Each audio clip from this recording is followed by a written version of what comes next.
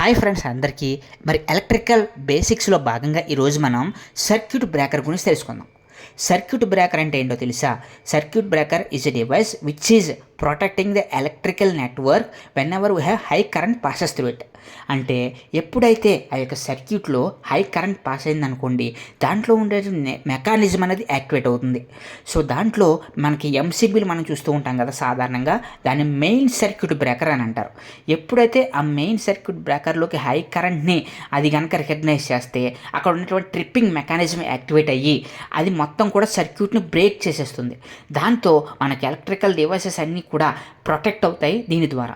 దీనివల్ల అందుకే మనం సాధారణంగా చూస్తూ ఉంటే ఎంసీబీ ఆన్ చేసిన తర్వాత సడన్గా ఆఫ్ అయిపోతుంది కదా, అది స్విచ్ అనేది కిందకి పడిపోతుంది. అంటే ట్రిప్పింగ్ మెకానిజం అనేది ఆన్ అయ్యి ఆ యొక్క ఎలక్ట్రిసిటీ హై కరెంట్ అనేది హోల్డ్ చేసి బ్రేక్ చేసేస్తుంది సర్క్యూట్ని. ఈ విధంగా బ్రేకర్ని సర్క్యూట్ బ్రేకర్ అంటాం, ఎంసీబీని మనం మెయిన్ సర్క్యూట్ బ్రేకర్గా చెప్తూ ఉంటారు.